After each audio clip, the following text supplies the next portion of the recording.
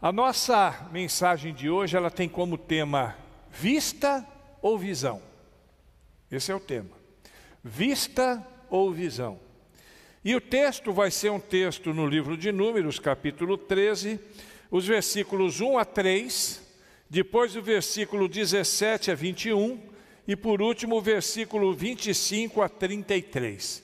E nós vamos ler então sequencialmente nessa ordem, 1 a 3, 17 a 21 e 25 a 33, nessa ordem. E o Senhor disse a Moisés: envia alguns homens em missão de reconhecimento à terra de Canaã, terra que eu dou aos israelitas. Envia um líder de cada tribo dos seus antepassados. Assim Moisés os enviou do deserto de Parã, conforme a ordem do Senhor. Todos eles eram chefes dos israelitas. 17 a 21 agora. Quando Moisés os enviou para observar em Canaã, disse: subam pelo Neguebe e prossigam até a região montanhosa. Vejam como é a terra e se o povo que vive lá é forte ou fraco, se são muitos ou poucos, se a terra em que habitam é boa ou ruim, e se as cidades em que vivem são cidades sem muros ou fortificadas, se o solo é fértil ou pobre, se existe ali floresta ou não. Sejam corajosos, tragam alguns frutos da terra. Era a época do início da colheita de uvas. Eles subiram e observaram a terra desde o deserto de Sim, a terra Abi na direção de Lebo-Hamate. 25 a 33 agora. Ao fim de 40 dias eles voltaram da missão de reconhecimento daquela terra. Então retomaram a Moisés e a Arão e toda a comunidade de Israel em Cádiz, no deserto de Parã, onde prestaram relatórios a ele e a toda a comunidade de Israel, e lhe mostraram os frutos da terra. E deram o seguinte relatório a Moisés: estamos na terra a qual você nos enviou, onde mana leite e mel. Aqui estão alguns frutos delas. Mas o povo que lá vive é poderoso, e as cidades são fortificadas e muito grandes. Também vimos descendentes de Enoque. Os amalequitas vivem no Neguebe, os hititas, os jebuseus e os amorreus vivem na região montanhosa, os cananeus vivem perto do mar e junto ao Jordão. Então Calebe fez o povo calar-se diante de Moisés e disse: subamos e tomemos posse da terra, é certo que venceremos. Mas os homens que tinham ido com ele disseram: não podemos atacar aquele povo, é muito mais forte do que nós. E espalharam entre os israelitas um relatório negativo a respeito daquela terra e disseram: a terra para a qual fomos em missão de reconhecimento devora os que nela vivem. Todos os que vimos são de grande estatura. Vimos também os gigantes, os descendentes de Enoque, diante de quem parecíamos gafanhotos, a nós e a eles. Amém? Palavra de Deus para nossa edificação. Essa música não é aqui dentro não, né? Lá fora, né? Lá do outro lado está repercutindo aqui. Muito bem. Moisés está saindo do Egito. Ele tem a missão de conduzir todo aquele povo, mais de 600 mil homens, fora mulheres e jovens, e mulheres e velhos, né? Do povo de Israel, para um lugar, numa jornada aonde Deus prometeu que lhes daria. É a terra prometida, a famosa terra prometida.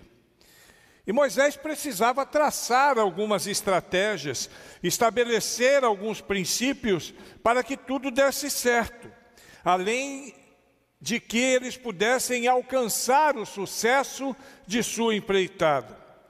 Eles precisavam ter uma boa visão da terra que ele pretendia tomar posse.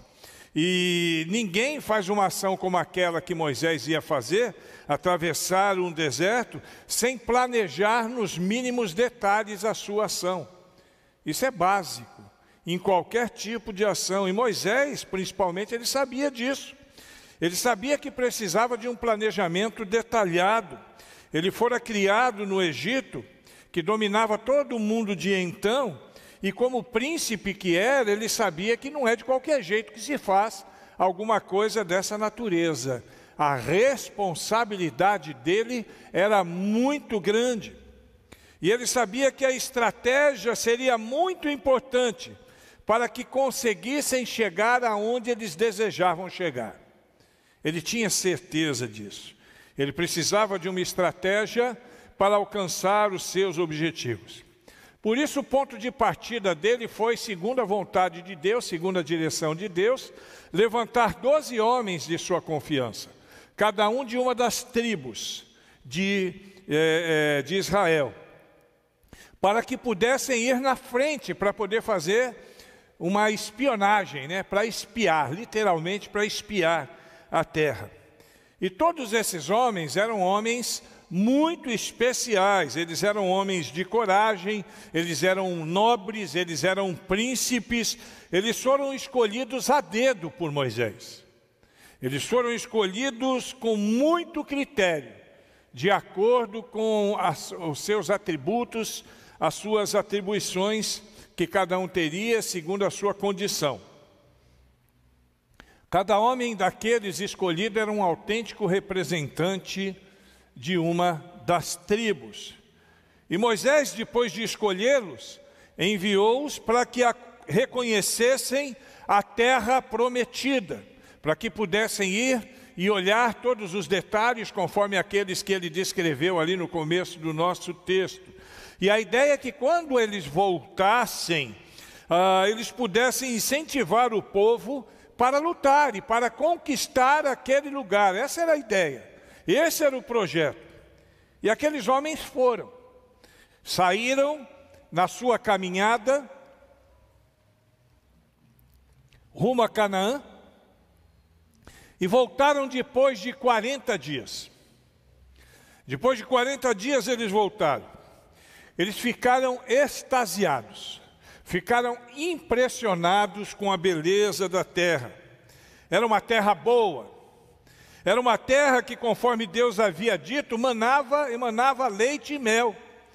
Tudo aquilo dentro do projeto de Deus, os frutos eram gigantescos. Diz o texto que eles trouxeram cacho de uva de 2 em 2, de tão grande que era o cacho de uva. Imagina essas uvas, devia ser mais ou menos o tamanho de melancia, de melão, eu sei lá que tamanho que tinha essas uvas, mas elas eram imensas. É claro que eu estou exagerando, é os cachos que eram grandes, que uva é uva, né? Os cachos que eram tremendos.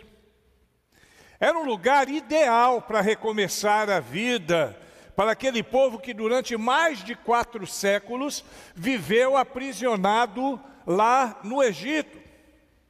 E eles então voltam para dar o seu relatório e para demonstrar através desse relatório a exuberância daquela terra. Mas aqueles homens, queridos, eles foram vencidos por uma atitude de incredulidade. Eles chegaram assustados. E muito embora tivessem visto tanta coisa bonita, eles chegaram certos de que não poderiam invadir aquele lugar, pois a terra, segundo relataram, ela era povoada por homens terríveis, era cercada por inimigos e era povoada por gigantes, por pessoas terríveis. Eles criam que se tentassem entrar naquele lugar, eles morreriam.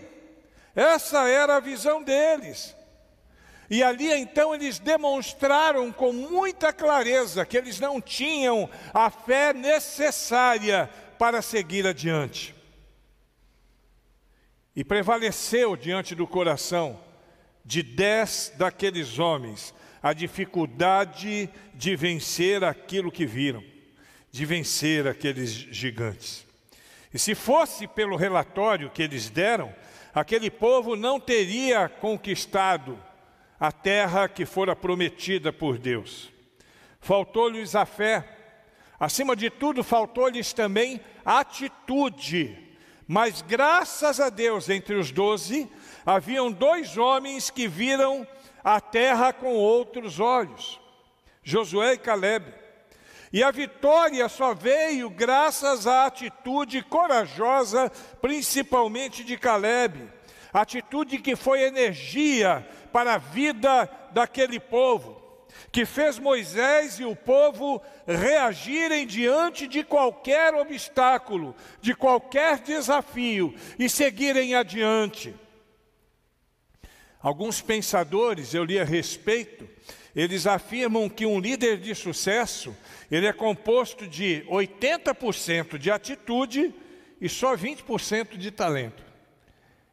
É o que dizem alguns pensadores. Você já pensou nisso, querido? 80% é atitude, 20% somente é o talento. E pensando assim, eu pergunto para você, como temos reagido diante dos nossos desafios?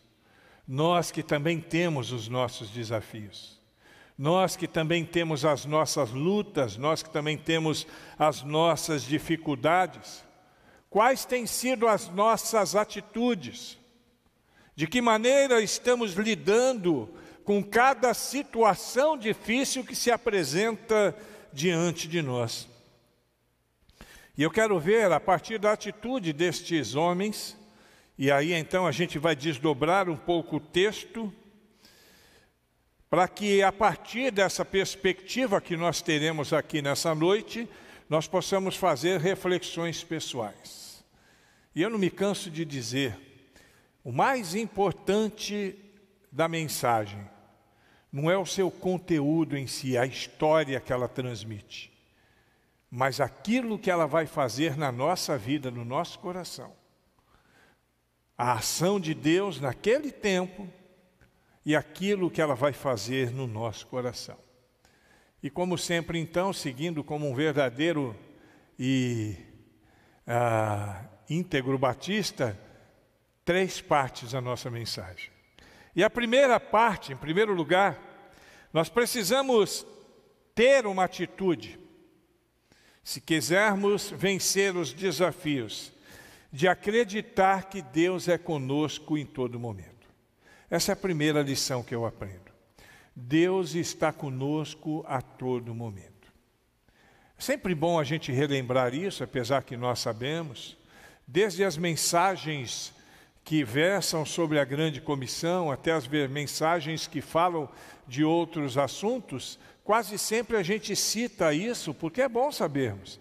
Deus está aqui agora no meio de nós, Ele está conosco na nossa caminhada, Ele está conosco quando estamos no meio de nossas lutas, Ele está sempre conosco, e muitos de nós, para vencermos os desafios e alcançarmos os nossos objetivos, acima de tudo, precisamos acreditar nisso. Tem gente que parece que se sente desolada às vezes. Tem gente que em alguns momentos pensa que Deus não está naquele jogo. E nós sabemos que para vencer alguns desafios, para alcançar alguns objetivos, para superar alguns obstáculos, nem sempre é tão fácil. Às vezes é difícil. Afinal, lidar com desafios não é uma coisa tão simples assim. É por isso que já chama desafio, né? Existem vários graus de dificuldade, mas sempre existem graus de dificuldade. Por isso é necessário que hajam atitudes corretas para vencermos as nossas batalhas. Precisamos entender isso. Na nossa luta para alcançar os nossos objetivos, nós sempre enfrentaremos uma sucessão de desafios.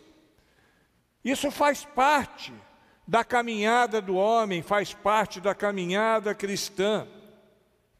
E a forma de encararmos esses desafios é que vai definir a nossa vitória ou derrota em frente a eles.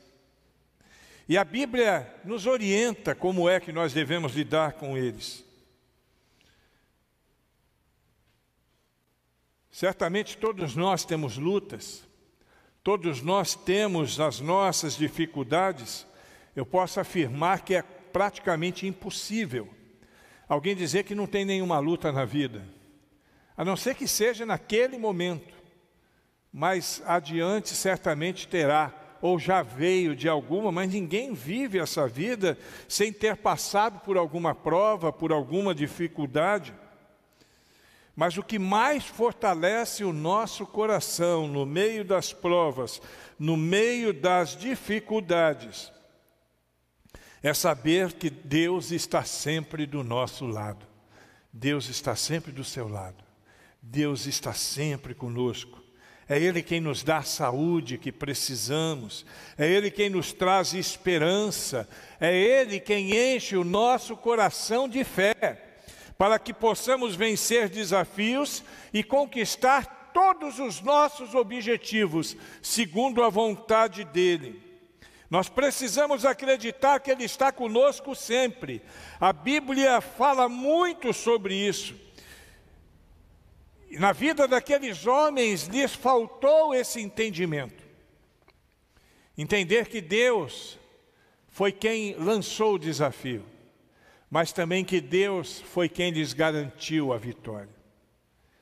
Me parece que em algum momento daquela caminhada, daquela observação, aqueles homens não conseguiam sentir ou perceber a presença de Deus.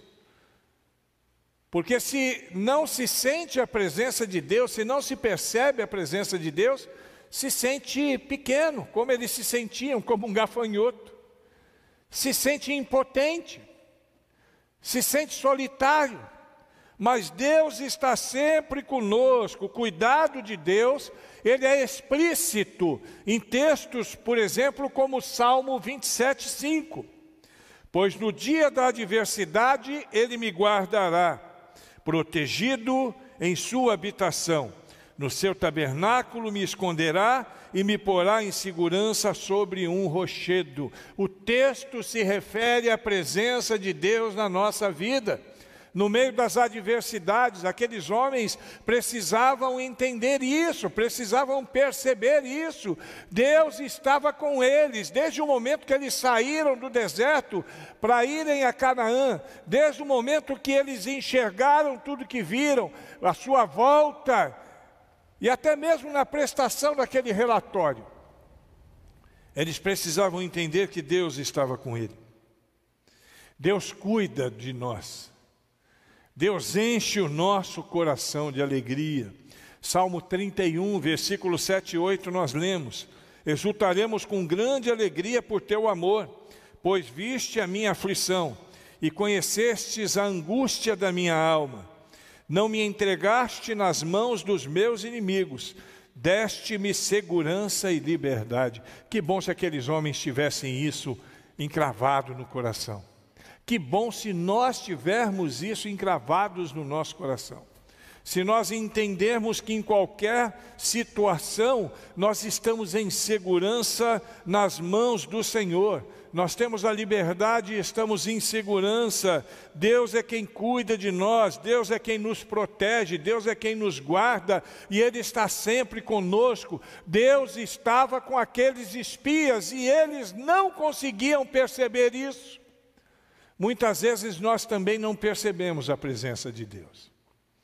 Eu não sei você, mas eu mesmo em alguns momentos olhei para dentro de mim, olhei para os céus, olhei para o lado e perguntei: onde é que está Deus na minha vida agora? Eu não sei se você já passou por isso. É horrível, é terrível. E isso pode acontecer. Mas o que não pode acontecer é eu continuar com esse pensamento. E aí apostatar da minha fé em Deus. Eu posso até sacudir.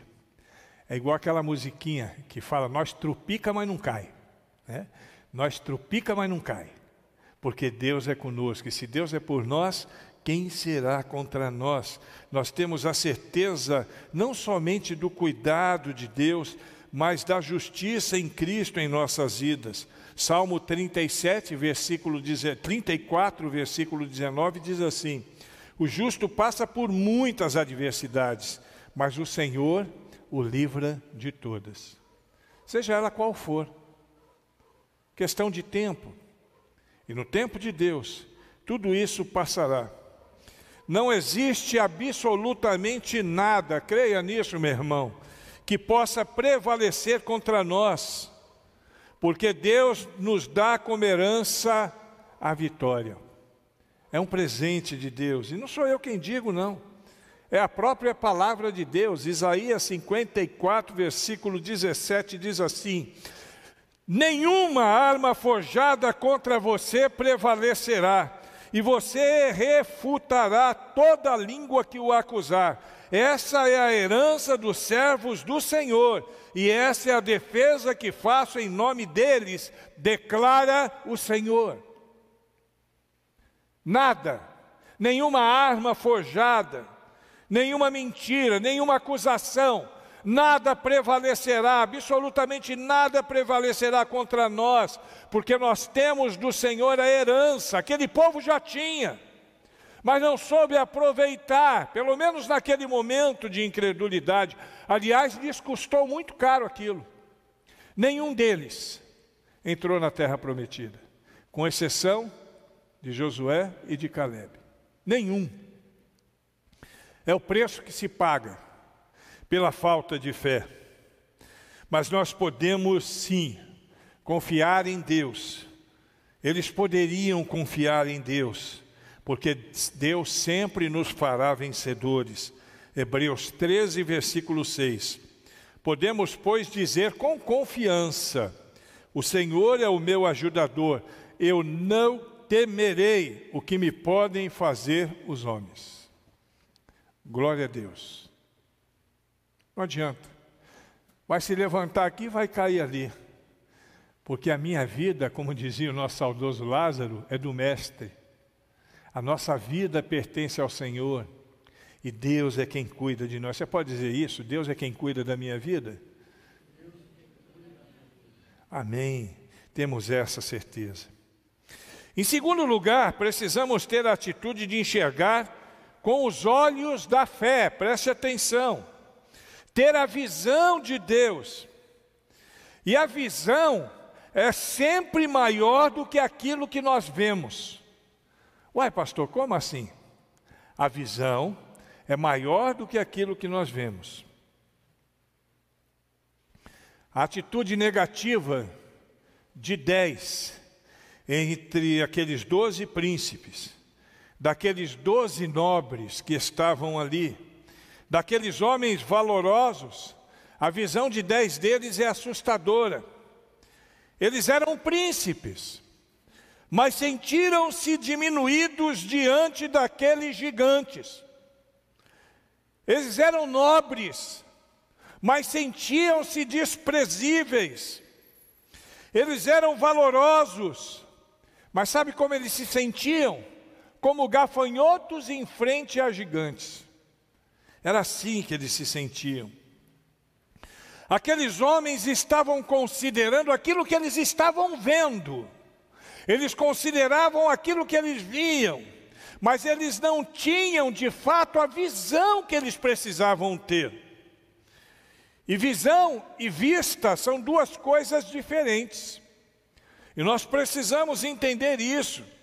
Nós não devemos ser guiados somente pela vista. É claro que eu tenho que olhar, porque senão eu posso cair num buraco. Mas o que deve guiar a minha caminhada espiritual é a visão. Os 12 espias foram para a mesma terra, não é isso? Mas 10 deles só conseguiam, quando voltaram, falar de problemas. 10 deles. Eles focaram em problemas. Josué e Calebe, por sua vez, quando voltaram, não falavam do problema, somente da promessa. O que interessava para aqueles dois eram as promessas de Deus. A diferença dos dois grupos, dos 10 e dos 2, é que os 10 consideravam o que viram, enquanto Josué e Calebe consideravam a visão de Deus. Simples assim.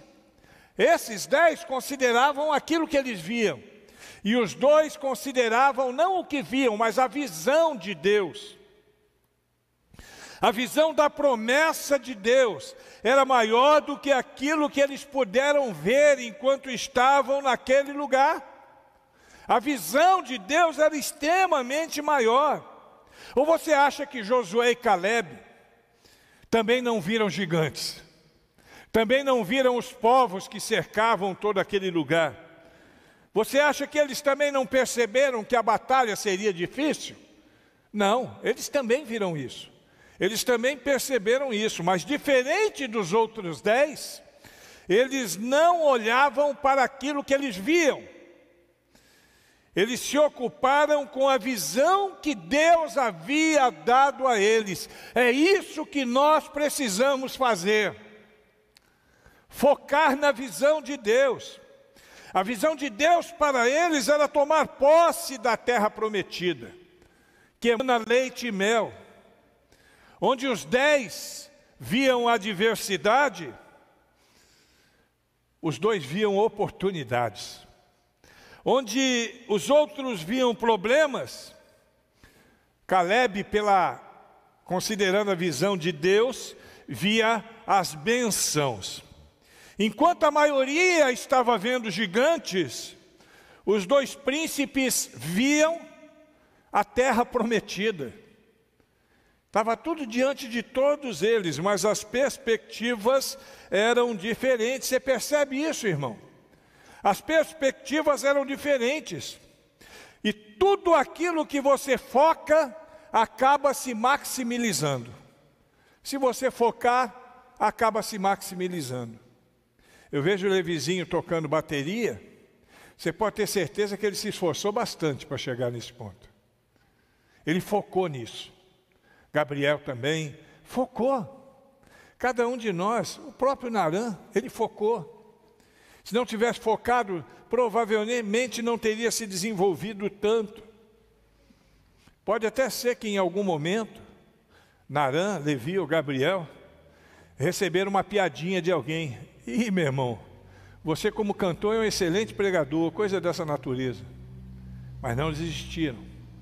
Não estavam preocupados com a vista, mas com a visão, focados no futuro. E você?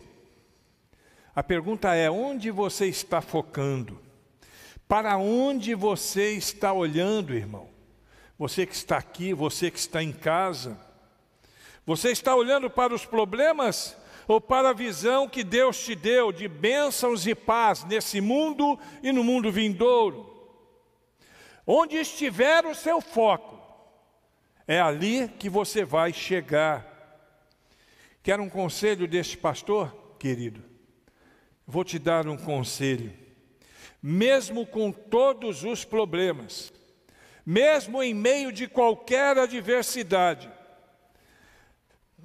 apesar do tamanho das muralhas que estejam diante de você, foque nas promessas de Deus. Foque nas promessas de Deus. Deixe de lado o que você vê. Acredite na visão. Uma visão de Deus certamente vai te levar à ação. Os 10 espias, eles voltaram desanimados, eles estavam paralisados por causa de tudo aquilo que eles viram. Os inimigos que cercavam a terra, os gigantes, o poder bélico, o grande exército. Josué e Calebe, por sua vez, não chegaram desanimados, eles chegaram empolgados, chegaram felizes, eles ficaram motivados, porque muito mais do que olhar para os gigantes, do que olhar para os inimigos, do que olhar para as dificuldades, eles estavam focados na visão que Deus havia dado a eles, com relação a tomar posse da terra prometida. Viram a mesma coisa, mas a visão fez toda a diferença.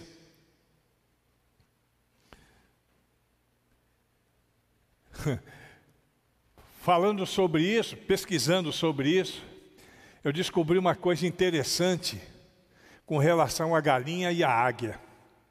A gente já viu um monte de coisa sobre a galinha e a águia, né?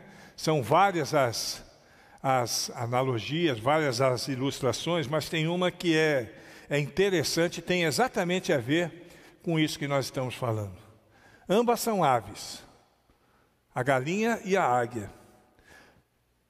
Porém, uma vive por aquilo que vê, e a outra pela visão. Olha que coisa interessante, Nara. A galinha, ela vive por vista. O seu alcance é no seu redor, no seu contexto imediato. O seu galinheiro é o que a galinha vê. A águia não. A águia enxerga lá adiante. Dizem alguns que a águia enxerga muito bem a no mínimo 3 quilômetros. Ela enxerga bem. Ela tem uma visão ampla. E quando uma galinha vê uma tempestade, ela corre desesperada dentro do seu pequeno espaço, até encontrar um abrigo, né, um puleiro, alguma coisa assim. A águia não. A águia, quando ela vê uma tempestade, ao invés de correr, ela vai em encontro à tempestade. A águia voa até a tempestade e voa mais alto. E ela acaba pela própria tempestade sendo lançada para longe. É a visão. Os próprios ventos da tempestade, ao invés de ferirem aquela águia, como podem até matar a galinha no seu pequeno espaço, vão jogar a águia para bem longe. A vista considera a lógica como o que é mais provável. A visão dos 10 era a visão humana, era a visão daquilo que eles estavam vendo. De fato, seria muito difícil vencer aquele povo.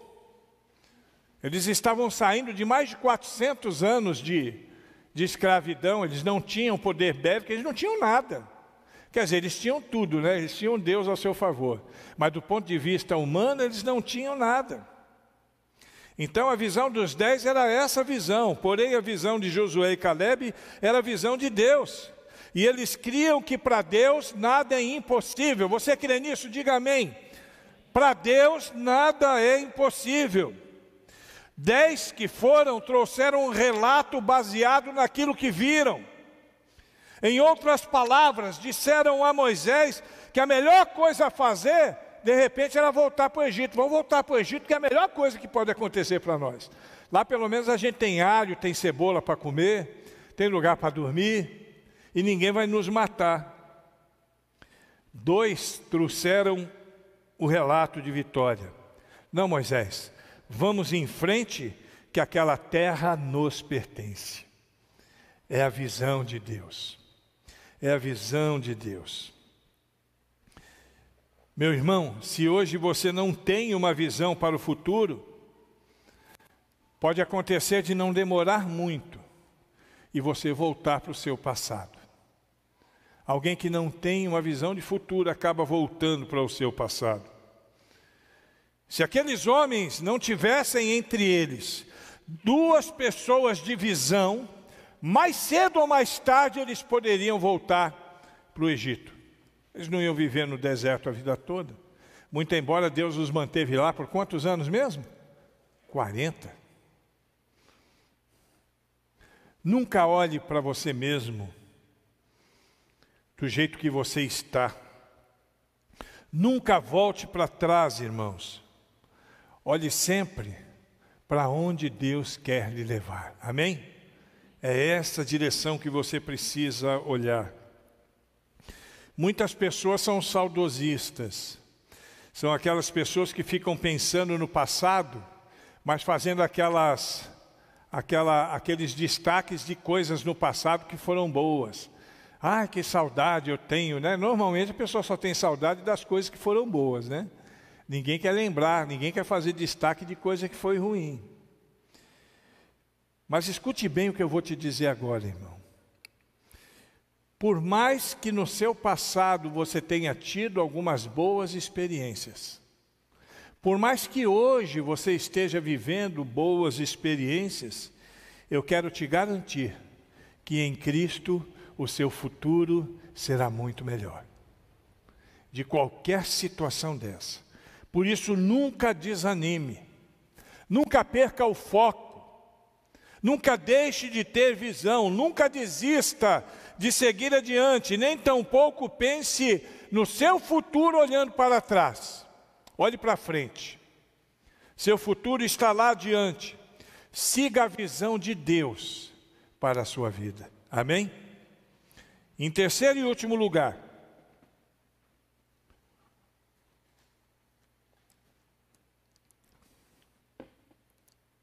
nós precisamos aprender a acreditar nas promessas de Deus, apesar de qualquer circunstância, qualquer uma. Os 10 espias não tiveram um sentimento de ferro, né? Por isso eles não estavam preparados para seguir adiante. Eles não tiveram um sentimento que eles deveriam ter, um sentimento firme na fé. A circunstância foi quem determinou a esperança deles. Circunstâncias não podem determinar a nossa esperança, a nossa caminhada e nem tampouco a nossa fé. Nós precisamos estar preparados diante de qualquer circunstância.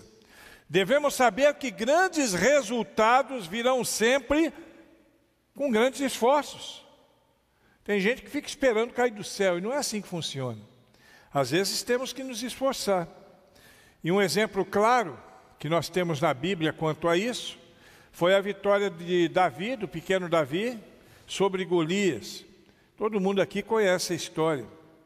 Ninguém podia acreditar que aquele menino franzino, aquele menino pequenininho, pastor de ovelhas, sem nenhuma expressão, poderia vencer aquele gigante experimentado, aquele camarada que trazia terror a todo o exército de Saul. Ele desafiou todo mundo. Ninguém teve coragem de encarar o bicho. Quando Davi chegou, o pessoal olhou para a cara dele, deu até risada. O gigante olhou para a cara dele: tá achando que eu sou cachorro para vir até mim com pau, com pedra? O que você está pensando?